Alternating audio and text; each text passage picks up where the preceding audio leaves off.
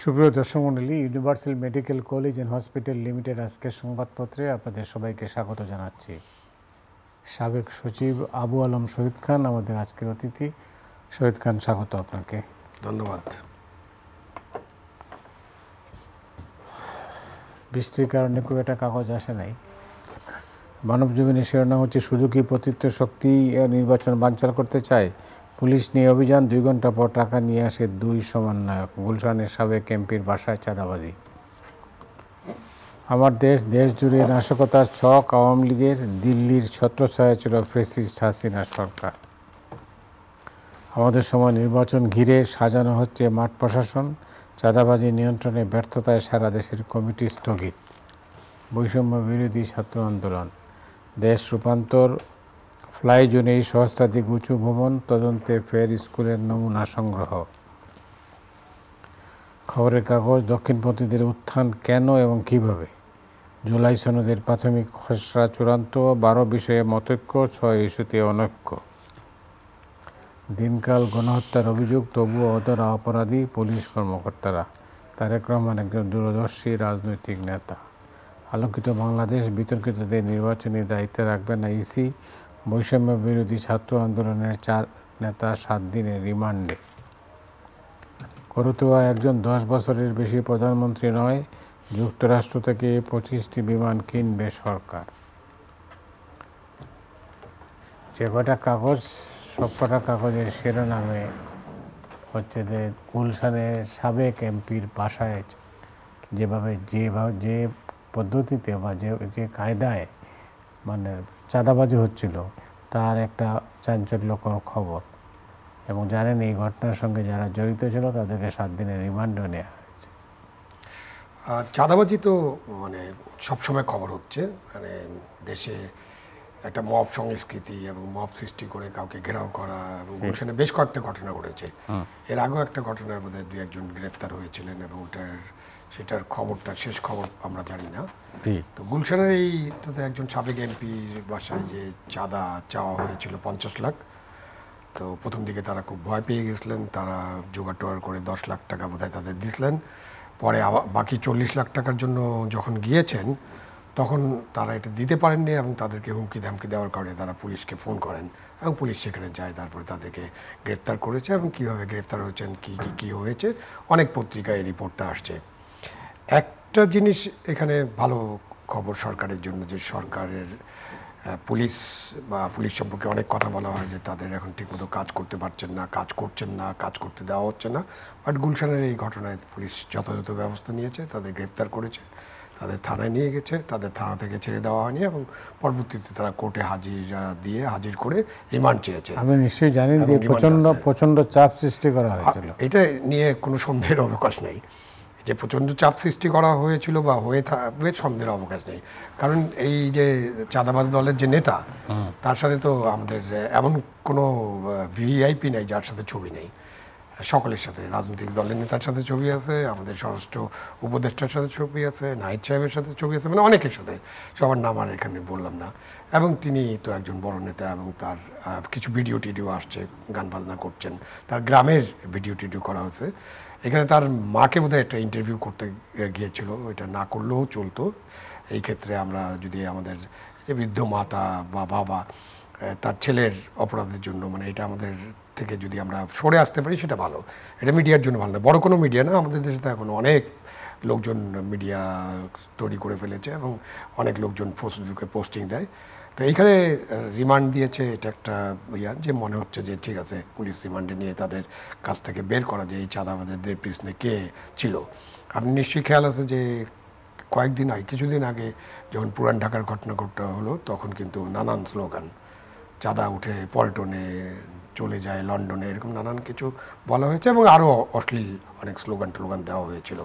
তো এখন তো এই বিষয়েও তো দেখেন কীভাবে উঠলো, এবং এটা একটা বৈষম্য বিরোধী যে ছাত্রদের যে আন্দোলনের মধ্য দিয়ে যে কমিটি, এর আগে আমি শুনেছিলাম যে কোনো সমন্বয়ক নাকি দেশে এখন নাই। তো আজকে তারা সমস্ত জেলা কমিটি তারা বাতিল করেছেন। তো এটা সামনের দিকে এগিয়ে যাক, এবং এই ধরনের অপরাধের জন্য, এই ধরনের দুর্বৃত্তপনার জন্য তাদেরকে শাস্তির আওতায় আনা হোক। শুধুমাত্র তো একটা দলকে দোষ দিয়ে লাভ নেই বা এদেরকে দোষ দিয়ে লাভ নেই। বাংলাদেশে চাঁদাবাজি একটা রোগ, আমাদের দুর্নীতি যেমন একটা সর্বগ্রাসী রোগ, চাঁদাবাজি একটা সর্বগ্রাসী রোগ। একেবারে ফুটপাত থেকে শুরু করে অনেক দূর পর্যন্ত চাঁদা তোলা হয়। চাঁদা কিভাবে তোলা হয়, কারা চাঁদা তুলেন, কাদের নেতৃত্বে তুলেন, কারা ভাগাভাগি পান, এইসব বিষয়ে অনেক রিপোর্ট হয়েছে এদেশে। তো এখন অন্তর্বর্তীকালীন সরকারের অনেক সংস্কারের মধ্যে এই জায়গাতেও তারা অনেক কিছু করতে পারতেন। তো এটা একটা শুরু হলো, দেখা যাক, আমরা অপেক্ষা করতে পারি যে তাদের রিমান্ডে কী হয়, কী কী তথ্য বের হয়। তো তাদেরকে পুলিশ আদালতে যখন হাজির করা হয়েছে, এদের পেছনে নিশ্চয়ই বড় শক্তি আছে, না হলে তো নাহলে একটা সাহস পাবে এই না। বয়স কত, 18, 19, 20, 19, 20, 21 বছর বয়স হতে পারে। তারা এত বড় চাঁদাবাজ। আপনি এরকম চাঁদাবাজকে আপনি দেখছেন যে একটা বাসায় ঢুকে যায়, প্রাক্তন এমপির বাসায়। আমরা তো একটা এটা নাকি ধরে ধরে কোথায় কোথায় খুঁজে খুঁজে বের করতো যে কোথায় কোথায় আওয়ামী লীগের আছে, 200 আক্কা টাক্কা দিয়ে কিছু চাঁদাবাজি করা যায় কিনা, আদায় করা যায় কিনা। তার বাড়িতেও দালান তোলার কাজ টাজ হচ্ছিল। এনিওয়ে, এটা একটা অন্যায় করেছে, অন্যায় শাস্তি হোক, এবং এই যে সেও যেন নিয়ম বিচার পায়। এই বিষয়ে আমরা সবসময়, আমি এবং আমাদের দেশের মানুষজন, আপনারাও সবসময় তো চান যে কোনো ঘটনা ঘটুক তার তদন্ত হোক এবং ন্যায় বিচার নিশ্চিত করা হোক। এটা যার ক্ষেত্রে, সবার ক্ষেত্রে একই। এই ক্ষেত্রে আমার কাছে একটা জিনিস আমার কাছে নজরে আসছে, এটা আমার বলা প্রয়োজন মনে করছি। যে আপনি দেখবেন যে এই যে ফ্যাসিবাদের দৌসর বা ফ্যাসিবাদের নেতা বলে যাদেরকে বলা হয়, তাদেরকে হেলমেট পরানো হয়, বুলেট প্রুফ জ্যাকেট পরানো হয়, পিছনে হাতকড়া দেওয়া হয়। মন্ত্রী, উপদেষ্টা, কারোই ব্যাপারে, এখানে ইভেন চিফ জাস্টিস প্রাক্তন, তার ক্ষেত্রে এটা হয়েছে। আমি এদের যে ভিডিও ফুটেজ দেখছি, এদের কিন্তু কোনো হাতকড়া পরানো হয়নি। সো সেখানে ন্যায় বিচার হয়েছে কিনা সেটাও একটু চিন্তা ভাবনা করতে হবে। জাস্ট প্রশ্নটা করে রাখলাম, ভবিষ্যতে যেন আমরা এটাও ফলো করি। কারণ হাতকড়া পরানোর যে নিয়মটা আছে, আপনি তাকেই হাতকড়া পরাবেন যাকে আপনি বিপজ্জনক মনে করবেন, যে পুলিশ কাস্টডি থেকে পালিয়ে যেতে পারে, নিয়মটা তাই। তা আমরা তো হাতকড়া বিষয়টাকে একটা এমন বিষয় বানিয়ে ফেলেছি যে এইসব না পড়ালে যেন কিছু হচ্ছে না। তো সেই ক্ষেত্রে আইনের শাসনটা নিশ্চিত করতে হবে। ওয়েল, আপনার যা প্রসঙ্গ নির্বাচন, এই 13 দলের সঙ্গে বৈঠকের পরে একটা খবর ছড়িয়ে বলল যে 4-5 দিনের মধ্যেই নির্বাচনের তারিখ ঘোষণা করা হবে। এই নিয়ে একটা বিভ্রান্তির সৃষ্টি হয়েছে, এবং এটা আসলে বিভ্রান্তির কারণ আছে যথেষ্ট। তার কারণ হলো যে প্রধান উপদেষ্টা বা সরকার প্রধান কখনো নির্বাচনের তারিখ ঘোষণা করেন না। নির্বাচনের তারিখ ঘোষণা করে নির্বাচন কমিশন। তো এখানে এই নিয়ে একটা বিভ্রান্তি, এর মধ্যে এমনিতেই নির্বাচন অনিশ্চিত, এর মধ্যে এই সমস্ত খেলায় নির্বাচন তো আরও বেশি ধোঁয়াশা পজিশনের মধ্যে, অবস্থার মধ্যে চলে গেছে। না, 13 দলের সাথে যখন বৈঠক করলেন, কোনো একজন নেতা এসে বললেন যে ইউনূস সাহেব কয়েকদিনের মধ্যে একটা নির্বাচনের তারিখ দিয়ে দেবেন। এইটাই তো বিভ্রান্তি। এটা তো ডক্টর ইউনূসের কাজ না, বা উপদেষ্টা মণ্ডলী বা যে অন্তর্বর্তী সরকার আছে, তারা তো নির্বাচনের তারিখ দেবে না। হ্যাঁ, একটা আলাপ আলোচনা তো নিশ্চয়ই বললে তো বড় দলগুলোর সঙ্গে বৈঠকে বলবেন, এটা এদের সাথে বৈঠকে কেন বলবেন? এই জন্য তো কার সাথে বসে কি আলাপ হচ্ছে, কতটুকু আলাপ হচ্ছে, এবং 1 ঘন্টা বা 1.5 ঘন্টার 3 মিনিটের করে যে পরীক্ষা ধরনের আলাপ, ইন্টারভিউ টাইপের আলাপ, তো সব মিলে যে কি আলাপ হচ্ছে এবং কোনটা গুরুত্বপূর্ণ কোনটা গুরুত্বপূর্ণ না, কিসে যে গুরুত্ব পাচ্ছে, এটা তো মানুষজন কনফিউজ হয়ে যায়। নির্বাচনের তারিখ তো অবশ্যই নির্বাচন কমিশন ঘোষণা করবে। একটা হতে পারে যে হ্যাঁ, ডক্টর ইউনূস সাহেব এখন রোড ম্যাপটা বলতে পারেন। এখন তিনি 4টা, তার ঘোষণায় আছে 4 ধরনের নির্বাচনের সময় আছে, তারিখ নাই, সময় আছে, ডিসেম্বর, ফেব্রুয়ারি, এপ্রিল এবং জুন। এখন এটা হতে পারতো যে হয়তো উনি বলছেন যে আমি একটা সময়টা সুনির্দিষ্ট করে দেবো, এটা হয়তো বলেছেন, বা কি আলোচনা হয়েছে এটা জানি না। তো সুতরাং উনি অতটুক পর্যন্ত বলতে পারেন, কিন্তু নির্বাচনের ডেট ডিক্লেয়ার করে দেবেন এটা তো ওনার পক্ষে বলা সম্ভব না, বলা লিগালও না, বৈধ হবে না। এটা এই দায়িত্ব নির্বাচন কমিশনের। সুতরাং এটা নিয়ে যে কথা ছড়িয়ে পড়ছে, ইয়েস, বিভ্রান্তি হচ্ছে, এবং এই বিভ্রান্তি করার দরকার ছিল না। এটা মনে হয় ঠিক হয়নি। যাই হোক, নিয়ে নির্বাচনের আপনি কি দেখছেন নির্বাচন? না, আমি তো এখনো আগের পজিশন থেকে কোনো উন্নতি দেখি না। এই ব্যাপারে তো আপনি আমাকে গত 6 মাসে অনেকবার প্রশ্ন করেছেন। আমি তো ওই যে দেখি 4টা টাইম লাইন আছে, ডিসেম্বর, অল্প কিছু সংস্কার হলে, আর লন্ডন বৈঠক পরে হলো ফেব্রুয়ারি, জামাতও বলছিল যে আপনার রমজানের আগে একটা নির্বাচন হতে পারে। জামাত তখন ওই পজিশনে কখনো থাকে না। আর ওনার একটা ঘোষণা ছিল যে জুন পর্যন্ত না, আমরা এপ্রিলের মধ্যে করে ফেলবো। আর জুন তো আছে, 30শে জুনের পরে একদিনও না। তো এই তো তার অনেক ইয়ে আছে, যদি আছে, শর্ত আছে, এবং সেগুলো কোট আনকোট পড়লে তো অনেক মানে ওইসব যদি না হয়, সংস্কার যদি হয়, আমরা যদি সমস্ত প্রস্তুতি সম্পন্ন করতে পারি, তো এইসব কথার মারপেচে নির্বাচনের ব্যাপারে আমি এখনো কোনো নিশ্চিত হতে পারিনি। মানে একজন নাগরিক হিসেবে আমি অনিশ্চিত। ওদিকে আপনি জানেন যে জুলাই সনদের 12 বিষয়ে মতৈক্য হয়েছে, 6 বিষয়ে মতৈক্য হয়নি, অনৈক্য রয়ে গেছে। হ্যাঁ, জুলাই সনদে তো সব বিষয়ে মতৈক্য হবে এমন ভাবার তো কোনো কারণ নেই। কারণ হচ্ছে যে জুলাই একটা ঘোষণা, এবং এই ঘোষণায় যদি যখন রাজনৈতিক দলদের বলা হবে যে আপনারা সবাই মিলে এই ঘোষণা আমরা তৈরি করব, তাহলে সকলের মতামত থাকবে, এবং সকলের মতামতের ভিত্তিতে যেখানে মতৈক্য হবে সেটা দিয়েই ঘোষণাটা হওয়া উচিত বলে আমি মনে করি।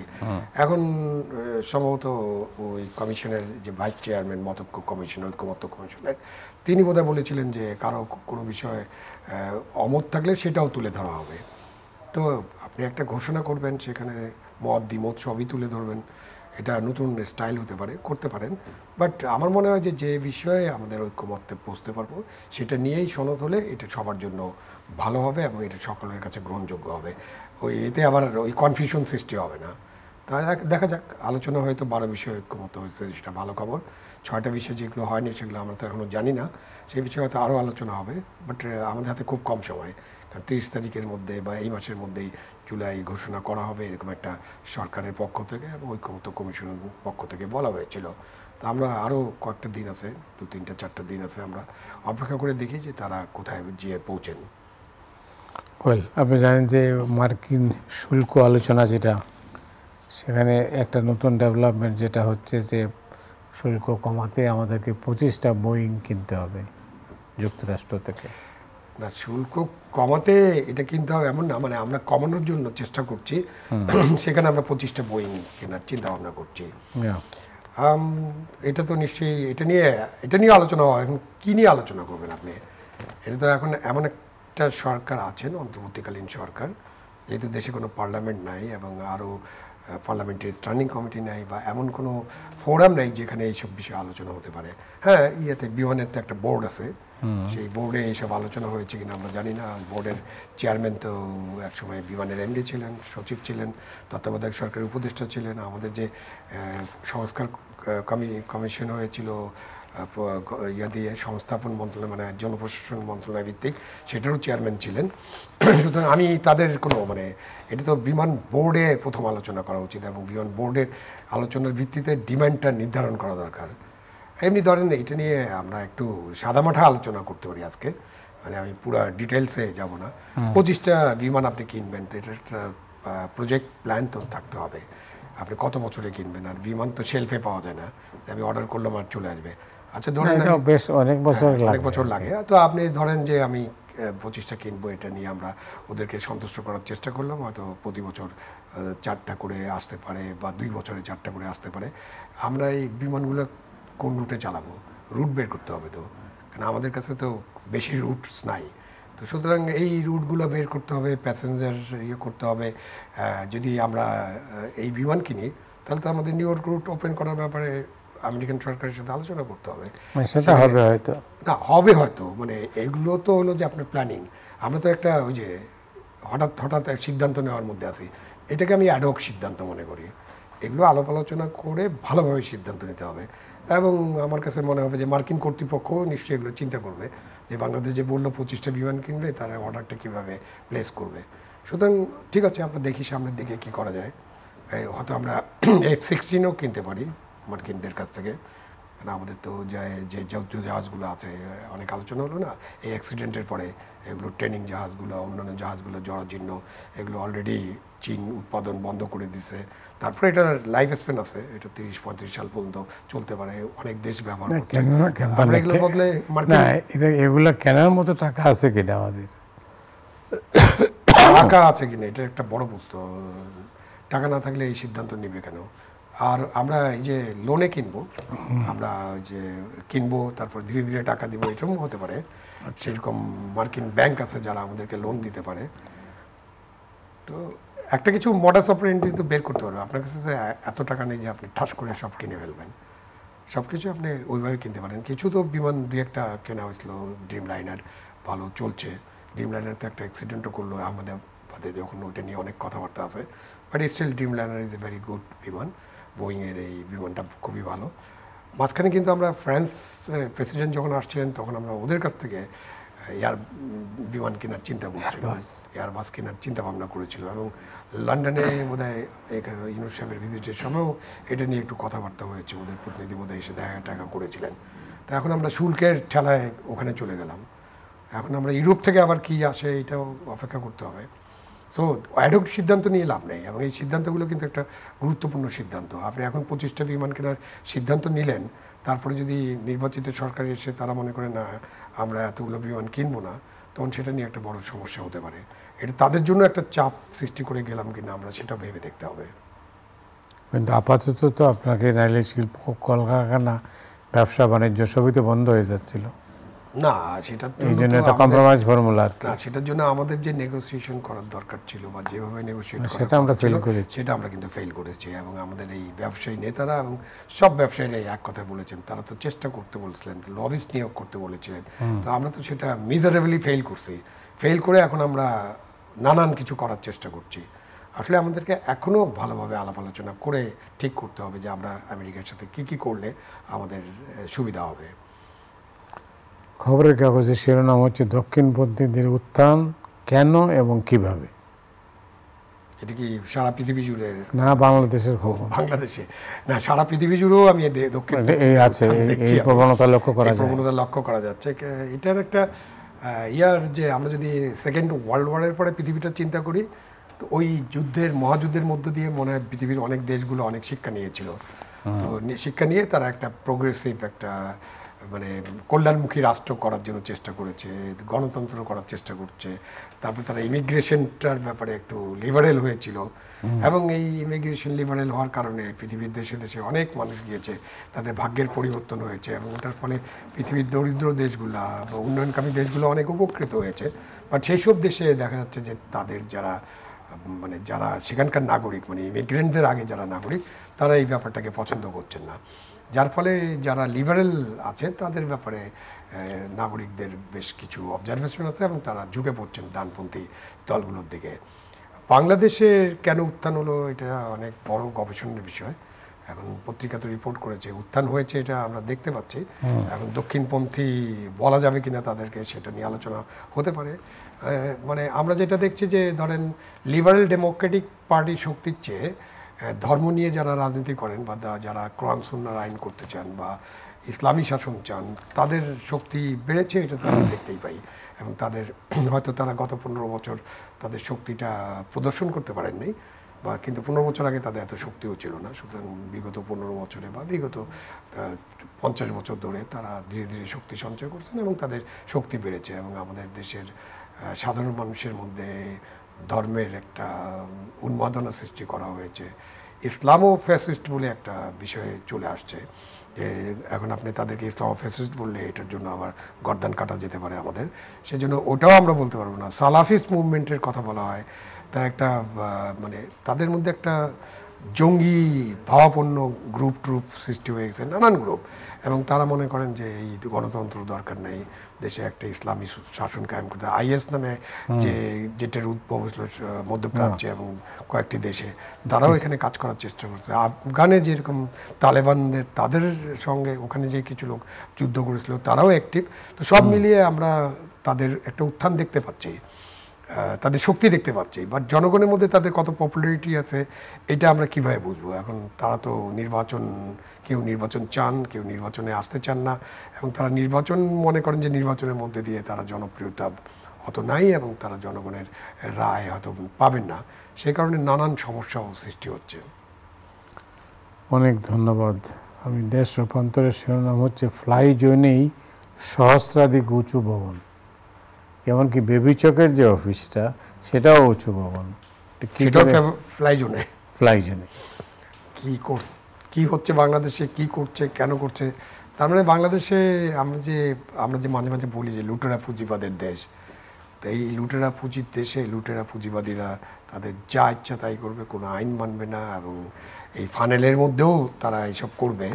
তো এখন এই যে করছে, এখন এটা আমরা কতটা ভাঙতে পারবো, ভাঙবো কি না, ভাঙার চেষ্টা করবো কি না। এবং অফকোর্স এই দুর্ঘটনার পরে তো দুর্ঘটনা ঘটেছে, নানান বিষয় উঠে আসছে, বাট এই যে ফ্লাই জোনের মধ্যে যে একটা স্কুল ছিল, এইসব জোনেতে আপনি স্কুল, হসপিটাল, মাদ্রাসা, আপনি কোনো শিক্ষালয়, অন্য কোনো ট্রেনিং প্রতিষ্ঠান, মানে এমন কিছু করতে পারবেন না যেখানে অনেক লোকের সমাগম হবে।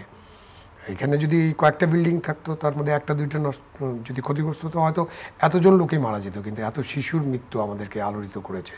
সুতরাং ফ্লাই জোনে যা কিছু আছে সেগুলোর ব্যাপারে আইন যা বলে সে আইনগত ব্যবস্থা নিতে হবে, এবং এটা অন্তর্বর্তীকালীন সরকারই কিন্তু করতে পারে, তাদের এটা কাজ, এবং তারা এটা করতে পারে। কারণ দলীয় সরকারের সময় তো এইসব আইন ভঙ্গ করা হয়, কারণ যাদের কাছে টাকা পয়সা আছে, যারা সরকারকে নিয়ন্ত্রণ করতে পারেন বা যারা দুর্নীতির আশ্রয় নিতে পারেন। কিন্তু একটা মজার ব্যাপার হচ্ছে, নাম হচ্ছে বেসামরিক বিমান চলাচল কর্তৃপক্ষ, বেসামরিক তো একজনও নাই। এটা তো অনেক জায়গায় নেই, এটা তো আপনি না, এটা কি করে সম্ভব? আমাদের যে আছে পোর্টগুলো আছে, সেগুলো তো এই পোর্টগুলো কি সামরিক পোর্ট নাকি? এগুলো তো বেসামরিক পোর্ট। সব পোর্টে নেভির লোকজনকে দেওয়া হয়, সব বিমান যেটা আছে, বিমান, এমনকি বিমানের এমডি নামটা পরিবর্তন করা দরকার, বেসামরিক রাখার। আপনি নাম পরিবর্তন করবেন নাকি এটাকে বেসামরিক অবস্থায় রাখবেন সেটাই চিন্তা করেন আপনি। পৃথিবীর কোনো দেশে এরকম নাই, ইভেন পাশের দেশ ইন্ডিয়াতে সেনাবাহিনী অনেক শক্তিশালী, সেখানেও নাই। এটা আমরা একটা ঐতিহ্য, পাকিস্তানি ঐতিহ্য বা সেনা শাসনের ঐতিহ্য মেনে চলছি, এটা নিয়ে কথাবার্তা হতে পারে, এবং সামরিক বাহিনীকে এটা ভাবতে হতে পারে। আপনি ওখানে শুধু দেখলেন, আপনি আমাদের সিটি কর্পোরেশনের দেখেন না, সিটি কর্পোরেশন চিফ মেডিকেল অফিসারকে, সিটি কর্পোরেশনের চিফ কনজারভেটিভ অফিসারকে, আপনি মেডিকেল কলেজগুলো দেখেন না, তাদের যে প্রধান কে থাকেন। তো এখানে আসেন সেনাবাহিনীর লোকেরা আছে, এই যে প্রতিষ্ঠান হিসাবে ওটা তো একজনকে নিয়োগ দেয়, ওটা তো বেসামরিক প্রতিষ্ঠান। হ্যাঁ, এটার নামের আপনি পরিবর্তন করে বলতে পারেন যে না, বেসামরিক বিমান চলাচল কর্তৃপক্ষ না করে কি নাম দিতে পারেন। আপনি চাইলে বিমান চলাচল কর্তৃপক্ষ দিতে পারেন, তাহলে বেসামরিকটা বাদ দেওয়া যেতে পারে। এটা নিয়ে আলোচনা হওয়া উচিত। আপনি একটা সুন্দর আলোচনার পয়েন্ট দিয়েছেন, বাট এটা আলোচনা করতে হবে। এবং এটা তো একটা মানে আমি এটাই বলেন, পোর্ট বলেন, এই দুটো জায়গা, এগুলো তো একটা কমার্শিয়াল প্রতিষ্ঠান, এটার ম্যানেজমেন্ট কমার্শিয়াল, এটাতে অনেক ধরনের ড্রাইভ দরকার। আমি ইভেন মনে করি যে আমাদের যে প্রশাসন আছে বা পুলিশ আছে, তাদের পক্ষ যে এই কমার্শিয়াল এন্টিটিকে ঠিকমতো পরিচালনা করা কঠিন, কারণ আমরা তো ওই ট্রেনিংটা নেই না। সুতরাং একজন আর্মিতে যিনি কাজ করতেন, মানে বিশেষ করে বিমান বাহিনীতে, তিনি তো কী কাজ করছেন, তিনি বিমান বাহিনীতে কাজ করছেন, তিনি ফ্লাই করছেন, তিনি ট্রেনিং নিচ্ছেন, ট্রেনিং করাচ্ছেন। সে বিমানের ম্যানেজমেন্টটা, তার বিমান বাহিনীর ম্যানেজমেন্টটা, তো উনি তার ম্যানেজমেন্টটা বোঝার কথা নয়।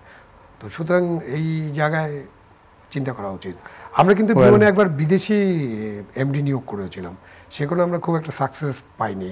মানে আমরা নানান পরীক্ষা নিরীক্ষার মধ্যে আছি, কোথায় যে সাকসেস সূত্রটা লুকিয়ে আছে, চেষ্টা করা হচ্ছে, যাতে নানান পরীক্ষা নিরীক্ষার মধ্যে আছে। তো এইগুলো আরো ভালোভাবে পরীক্ষা নিরীক্ষা করতে হবে। যেমন ডক্টর ইনুজ যেমন বলেছেন যে পোর্ট আমরা দিয়ে দিব, সেরকম এই ব্যাপারেও উনি একটা সিদ্ধান্ত নিতে পারেন বা সিদ্ধান্ত প্রস্তাবনা দিতে পারেন, যেটা নিয়ে আলাপ আলোচনা হতে পারে। অনেক ধন্যবাদ আপনাকে। দর্শক মণ্ডলী, আজ রাতের মতো এখানে বিদায় নিচ্ছি, আগামীকাল আবার দেখা হবে। শুভরাত্রি।